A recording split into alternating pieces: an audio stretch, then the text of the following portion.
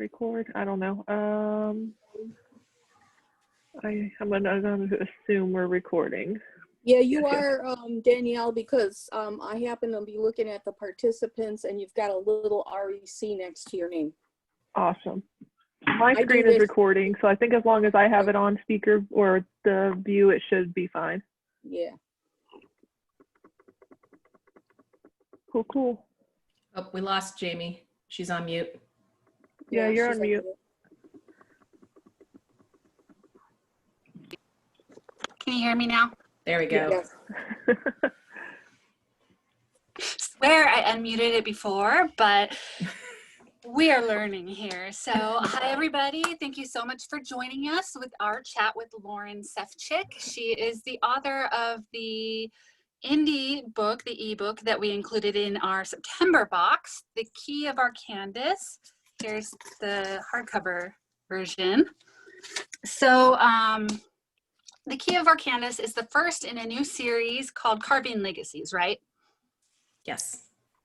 Great. So I'm just gonna let Lauren have the floor now so that you can give us like a very short, concise summary of the Key of Arcandus and maybe where you plan on going with it in the future.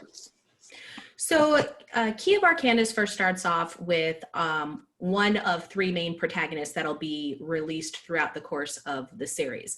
Sarone is kind of a pariah of her village, and an event happens in her village where she gets the blame, and so as a result, the villagers pretty much banish her.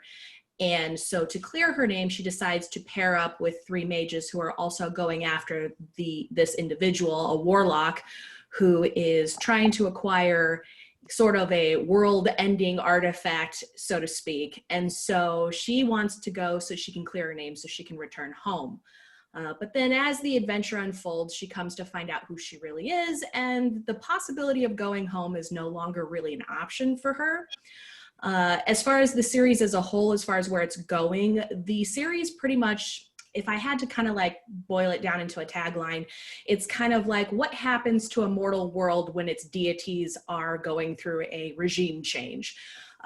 The deities in this world are very hands-on. They do come into the mortal plane and get very involved with, you know, everything that's going on because they themselves have their own backgrounds and their own ambitions and their own goals. So book one is kind of just the introduction of one particular protagonist. And I picked Sarone mostly because since I'm introducing a completely brand new original world, having her be kind of like this cloistered individual, exploring beyond the bubble that she's grown up in all of her life kind of helps the reader, like as she's exploring and discovering things about the world, so too is the reader. And so at least it feels that, you know, the protagonist doesn't know a bunch of stuff that the reader doesn't know. It's kind of, they're both discovering the rules and the world together. Awesome. And if I remember from our previous conversations, private conversations, you are, the subsequent books in the series are actually going to follow different characters? Yes, that is correct. So book two is going to follow a different protagonist and kind of tell her story on how, you know, because eventually as this meta arc starts to become more and more involved with each book, how do they all kind of come together, you know, when things, you know, when the final climax starts to happen. And so in book one, you'll actually see multiple characters make cameo appearances throughout the different scenes. And book two actually overlaps. Like there's actually an exchange of scenes where Sarone is in Isilmarden going through, you know, in that latter part of the book. And then the protagonist from book two is actually there at the same time. And so there is a couple of chapters where they all share the same scenes, but you're going to see them from completely different perspectives. Different things are going on for each of these characters at that same time. And so you're going to start seeing the overlap so that when they finally have to come full circle to this final event, it's not like they're not familiar with one another. It's more like, oh, I've seen you before. I've heard of you. I know what's going on. And how do we move forward from this? So how many books are you planning in the series? 5. Okay. And I'm hoping it stays to only 5. And then, of course, I do have a few standalones planned, mostly because there are supporting casts, especially in the case of, like, for example, Key of Arcandus. For people who have already read it, they'll notice that there's some a couple of supporting characters that come into play near the latter half of the book, and they kind of step out of range for a little while, but then come back in later, more powerful than they were before. It's not really pertinent to the main arc of the story, and so it's kind of like, you know, but I still want to tell their story as far as how they got there, because it's actually very compelling. You know, and there might be some questions where the readers are like, hey, where the hell did this all, you know, happen? When did this happen? Why didn't you say anything? And it's like, because it's not relevant to the main arc. And, you know, I don't want to just throttle it in a random chapter. I want to have that room to breathe. And so I do plan on creating those, but of course the main story and series will come first. By short stories, are you talking about a certain potential, I think it was a potential couple that appears in a certain castle? Yes. Okay, because they're so cute. Yes. Oh my gosh. So, yeah. So, what genre would you say that the Key of Arcandus falls into? Definitely high fantasy. And in some cases, I would even say epic fantasy because of just the mass scale. But apparently in the fantasy realm, there is, like, you know, this back and forth of what defines high fantasy versus epic. And so, I mean, I can, and I don't know if there's contention back there. So I definitely will say it is high fantasy for sure. But then the subgenre is kind of adventure, because you are hopping 3 different continents. And I know the first continent, more people wanted to know more about it, but it's not really pertinent right now. And once it does become pertinent to any involved storytelling, then I definitely want to give more context to that world and that realm, because especially with Saron's situation, she lives, like, even in the nation that she lives in right now, it's her village is very sequestered, very bubbled. So even that world that she lives in is not indicative of the rest of the region. And again, with her hopping from place to place to place, chasing, you know, the main antagonist of this story, it was just, you know, to spend all that time when honestly most of the story is told in Firo and Anastas, there was just not a lot of time to just really stay there for too long. One of the themes that I personally really liked was that Saron's home country, you're going to have to remind me of the name here. Nerevad. Yes, Nerevad. So her home country is extremely xenophobic. Yes. Right. They hate outsiders. They hate Saron herself because she's not full Nerevadian. Yeah, she's not Dragomir. Yeah. Dragomir, right. So she's not full Dragomir. She's part Dragomir and part something else that you figure out later on. So she doesn't look like everybody else. And I was just wondering what inspired you to start with that as kind of a starting place. Why did you decide to create a character that came from such a xenophobic place? Well, you know, I've been working on her particular story for the past 6 years. And so after a while, it's like when I did it, there wasn't as much thought behind it. I gotta be honest. Like, I don't know. I guess it's just, it's a nice outsider story where, like, perhaps a reader can relate to a circumstance with where they live. Maybe they don't fit in. And, you know, and especially with me, like, I've never followed the norms. Like, I was, you know, a lot of us back before geek was chic and now, like, comic books and all this other stuff is mainstream. Like, I was a big console gamer. I like to just stay by myself. Like, I wasn't into sports. Like, I did gymnastics and dance when I was a kid, but I eventually didn't follow to continue forward with that. And, you know, then I got into anime back when it was, like, again, in the 90s, where you had to get, like, VHS tapes bootlegged from your local comic shop kind of thing. So all the stuff that I took interest in was not mainstream, nor was it the norm. And so when I created Saron, where she is just like this not normal, doesn't really fit in with her particular area, it was kind of a way that I could, I guess, relate to that process, where it was just like, okay, when everyone around you is someone you can't relate to, you kind of just you build your own world, like your own routine, like you just go about your own business by yourself. And so I think that's what really helped build her at her starting point. And over the course of both the book and then later on into the series, you'll eventually see that those layers of needing to stay and remain insular no longer need to apply anymore, because she goes out into the world. She meets other people that, aren't exactly like her, but in a way it's like, well, we're all kind of zany in our own way type of thing. And so it kind of like peels back those insular layers to where she develops more of understanding who she is truly without her environment forcing her into this, all by herself, me, myself, and I mindset. Mm-hmm. Okay, that's awesome. I love hearing the kind of behind the scenes motivations like that. I was actually wondering the same thing, because I know you're a gamer and you studied game design, right? Yes. Yep. So you have the whole outsider anime fan, like we don't fit in kind of. Yeah, like I said, now it's mainstream, because like you've got My Hero Academia, which is like #1 streamed TV show in the world now, and it's anime. So, but back in the 90s when it was first coming out with the Pokemon was coming out, it was kind of one of those things where I actually got the Pokemon cards from Japan when they were still called Pocket Monsters before they did the name change due to copyright issues at the time.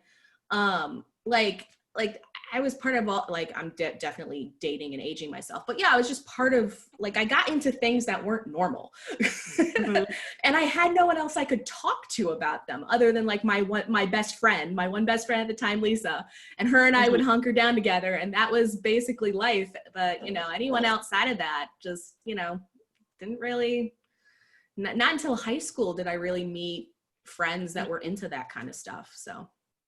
Yeah. Same here, actually, too. We're going to move on to reader questions since we're half over and Zoom is limiting our time, unfortunately. I could talk forever, or listen to you talk forever, really.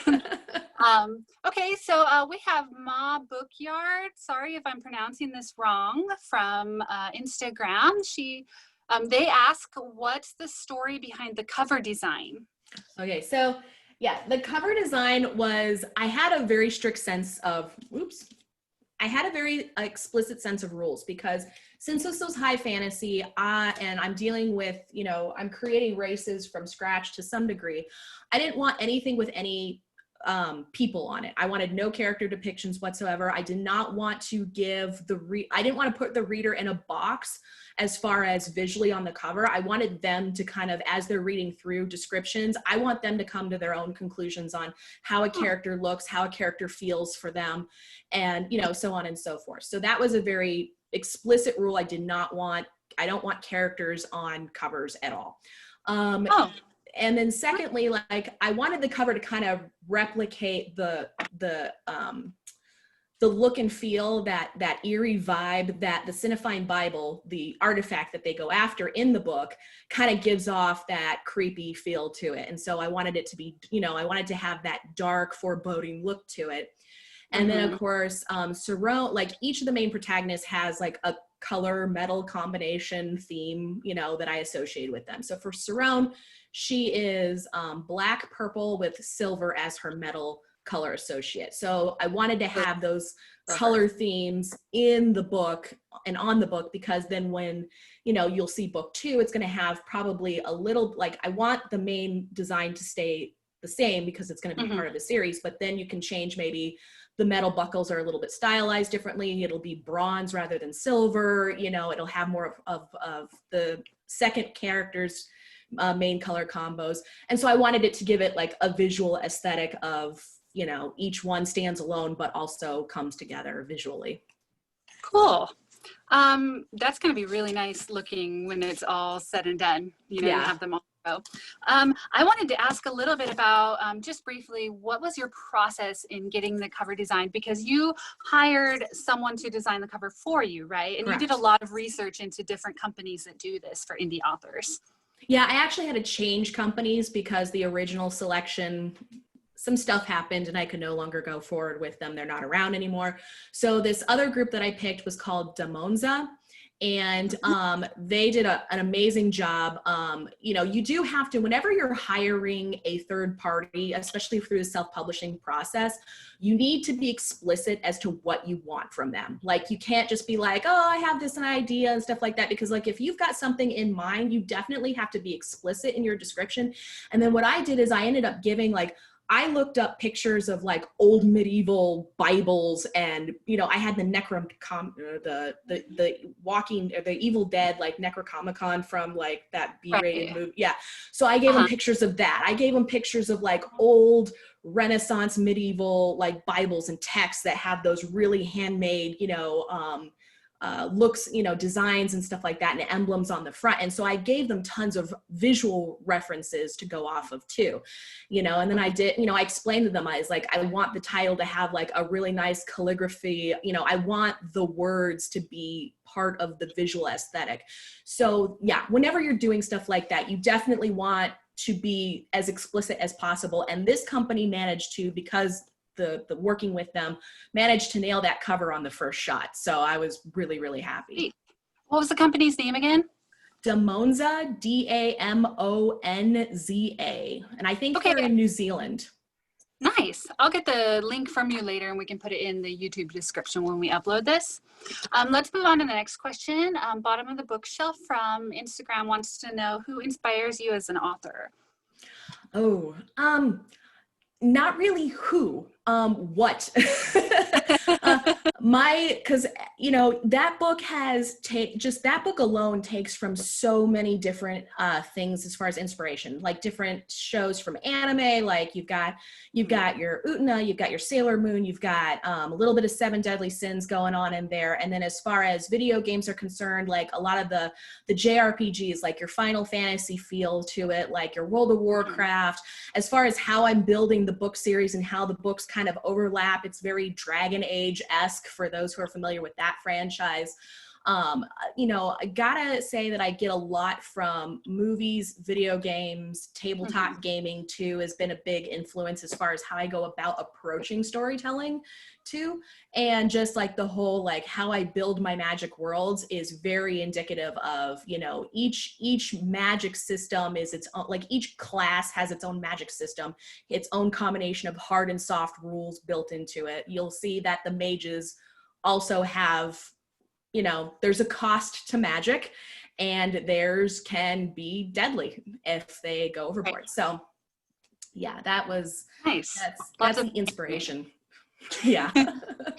Okay, this is another question from bottom of the bookshelf again. Why do you think diverse representation matters in books? This was a really good one. I really like this one. And I would have to say, especially since, you know, I follow more of the norm demographic, I would have to say that any politics aside, it's always good to have characters that a reader or an audience can connect with in some way, shape, or form, whether it's a main character, supporting character. I always like supporting characters. There's a lot of supporting characters I tend to connect with the most and still enjoy the piece. I think it's important that people have a character in a story that they have that connection with. And sometimes sometimes it's physical traits, sometimes it's background, sometimes it's just the situation as far as what they're dealing with. So whether it's part of the LGBTQ plus community, whether it's, you know, people of color, whether it's like, for me, like for my benign thing, like when it came to like, we'll take Alvin and the Chipmunks, to have the Chipettes, the girl with the glasses, you know, I related to her. Like she was someone I could connect to with that franchise. I think that's very important to have readers of all backgrounds be able to have characters of all different backgrounds and have someone they can connect to on some level. And that's why having diverse stories, having diverse characters, having diverse situations are important in storytelling as a whole. I agree. The Reading Rebel wants to know, what is your favorite genre to read? Historical fiction. You're like the only person I know who says that. Mostly because, all right, so I I love The Last Kingdom. I'm all about Vikings. When I'm gem painting to de-stress, I literally put on documentaries of ancient civilizations, medieval, civilizations, Renaissance time period, the Great Plagues of insert random time frame here. Like, just all of that. Like, I like history because history helps feed me ideas on how to, into storylines.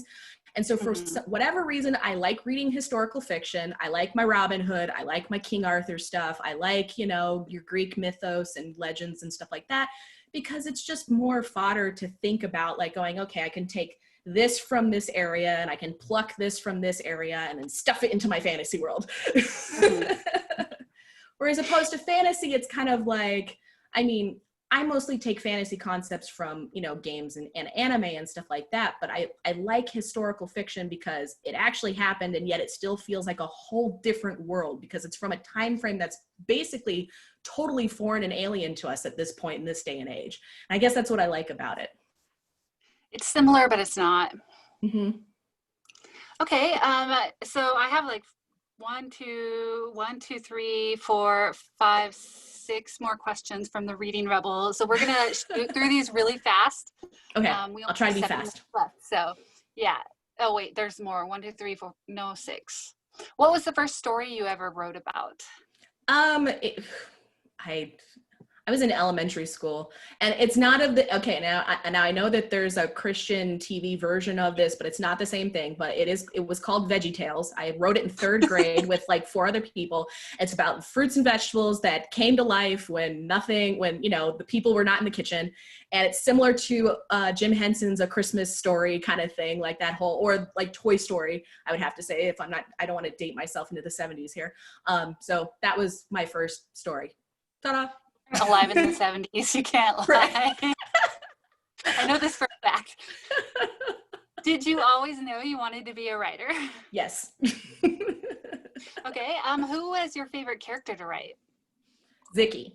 Mostly because, Zicky has a lot of I wouldn't say I'm exactly like her, but she has a lot of those, she was able to release tension in a situation. And because that was in character for her to do, it gave me so much flexibility to go dark and then lift the mood back up again. And she's a counterbalance to all of this, all these grim things that are happening around them. She was able to take the optimistic, lighter side, somewhat pragmatic, but not take it seriously kind of thing. And so I enjoy writing her a lot. It's better. People, when they first read her, they're kind of like, I don't know about her. But then, once you get over the first chapter or two, then you realize, oh, that was just her partying a little too hard. I like her but that's no surprise. I love her. She's my absolute favorite. She has a bit of dark humor to her, I would say. Yes, very much so.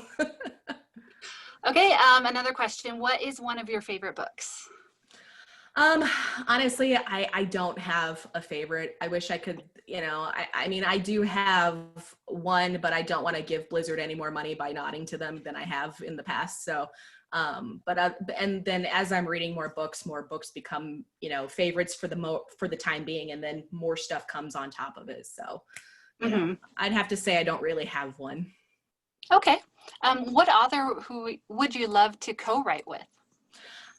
Okay, so not necessarily, well, it's sort of an author because mangaka tend to be authors too, but Arina Tanemura would be someone I would love to like co-create a story with, because she did Kamikaze Kaito Jun, she does Full Moon Osagashite, Gentleman's Alliance, I love her art style. And I just like the fact that she does get into deep, dark themes, but everything is so beautiful and everything also has lighthearted humor in it.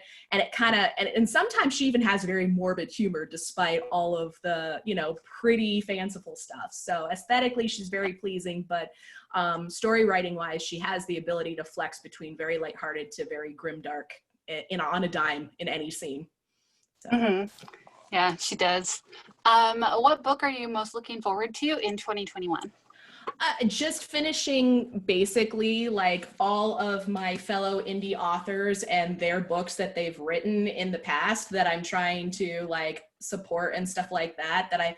A lot of these people I met during the writers conference back in 2019, just like at the tail end of when California was all on fire everywhere you went. That was scary. But yeah, so I mean, you know, as far as what's coming out in 2021, I don't know. I'm just basically trying to focus on supporting, you know, self-published and indie authors from here on out. Okay, so these questions are from me. I'm just thinking that people would like to know, what's it like publishing your first book, self-publishing your first book in the middle of a terrible pandemic?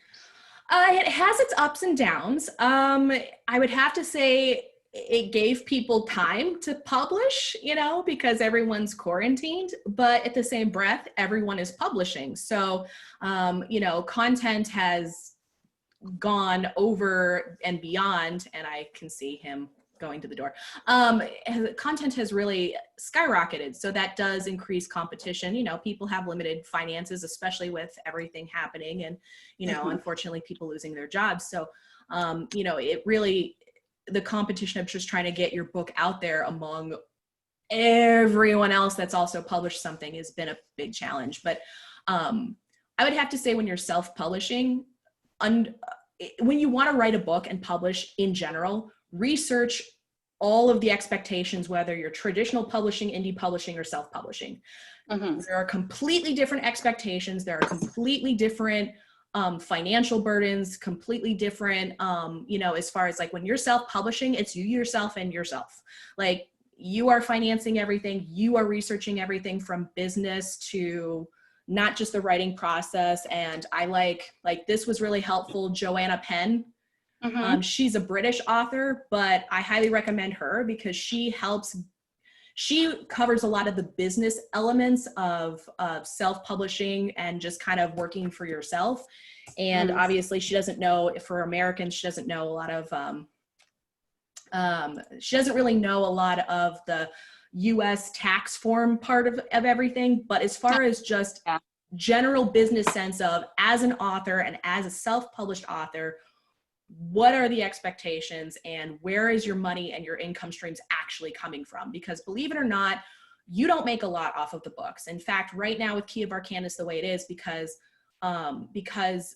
book distributors expect a 30% discount cost on your MSRP. So then you take the cost of what it makes to make it, and then you gouge out another 30%. Basically, book distributors make way up more off of my book than I make off of my book. Right now, I'm like, for this first book, I'm making less than $1 of sale. Wow. That's the reality of it. And that's the same for ebooks as it is for print book? Ebook, you make a little bit more off of it, but again, you're doing a lower price point. So, but yeah, I mean, you know, and then of course, and I like having physical copies, but I knew this going in. I knew that, and that's why book one, I did not expect to even break even, which I haven't, and I won't. But I'm using it to build the foundation of, you know, building the world, building it as a brand, and, you know, and then I'm going to be venturing off into like merchandise and other avenues of income streams. Hopefully I'm looking forward to doing a Patreon and then doing like some Twitch streaming and, you know, doing some writer's block live events pretty soon when I have the time, because right now things just went crazy this year. And and so just know that when you self-publish, always crunch the numbers. Hi, Dobby, come here.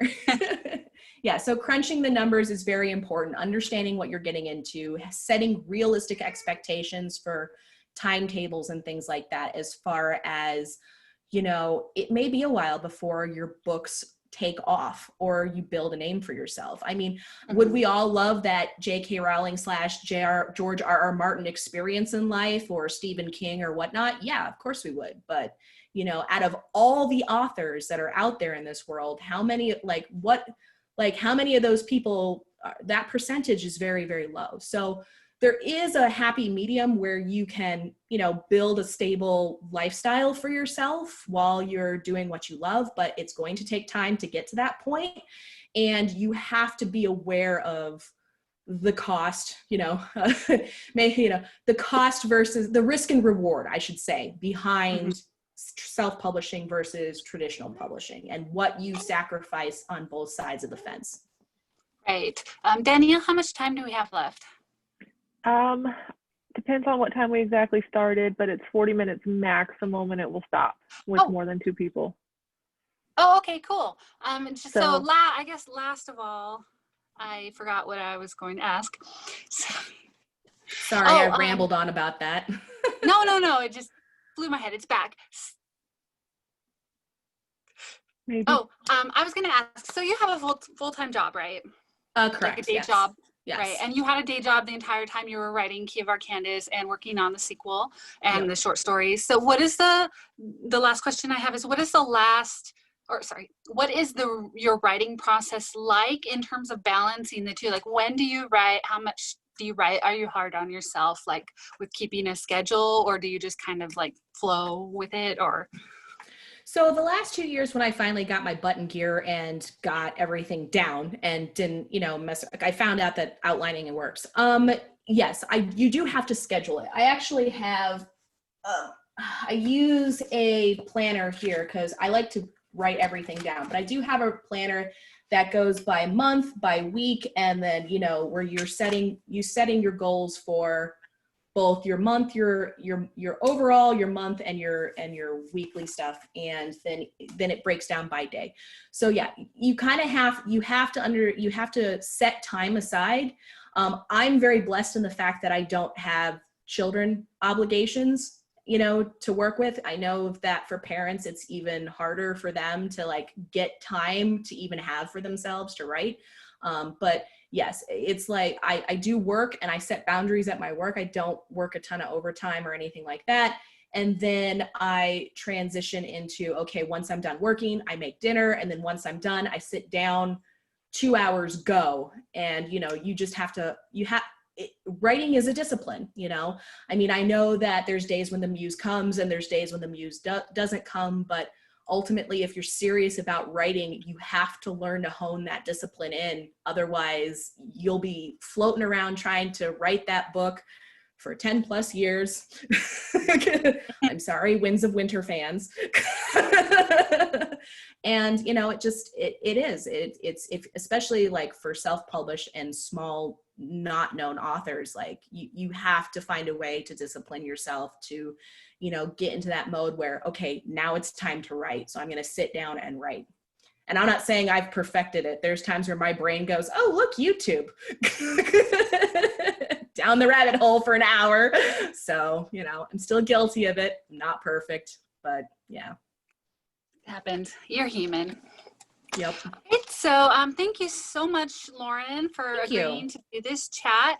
Again, Lauren's book is the first in her new series, the Carving Legacy series. It's called The Key of Arcandus. We're going to upload this video on YouTube, on our new YouTube channel, and we will add links to purchase the book from there. Oh, we were going to do giveaway, right? Yes, I was going to do a giveaway. You guys can pick a random person that's in the audience, and what I'm going to do is it's a win one, gift one free. So you're going to get both signed copies of a hardback and a paperback. So you can keep one for yourself and gift one to a friend or family member for the holidays, whichever holiday it happens to be. So yeah, if you want to pick one for me, and then whomever is the winner, if they can just DM me through Instagram at Lauren Sefchik, and we will connect. You can give me whatever address that you're comfortable with, sharing with me, and I will send it to whatever location you give me. So. Okay, so correct me if I'm wrong, but the only audience members we have right now are Lauren's mom, hi, and the Reading Rebel. Yep. So I'm assuming Lauren's mom already has copies. Yes, she does. She doesn't need any more. She can get a copy whenever she asks of me, so that's never been the problem. Okay, so I'm gonna make it easy for you. I will DM you the Reading Rebels Instagram name, which is exactly that. So I'll I'll connect you to after this chat so you can work out the details for that. Yay! Yep. Thanks so much, Lauren. I hope everybody picks up her book and, gives it a shot, sees what they like or don't like. You can continue from there or not. It's up to you. But I thought it was a really good book. Yeah. So just, we are all very appreciative of you doing this chat with us. I appreciate you giving me the opportunity to talk about it. It's been a fun whirlwind journey, and finding support wherever I can is always appreciated. So thank you. Definitely. All right. Thanks a lot, Lauren. Bye. Bye, everybody.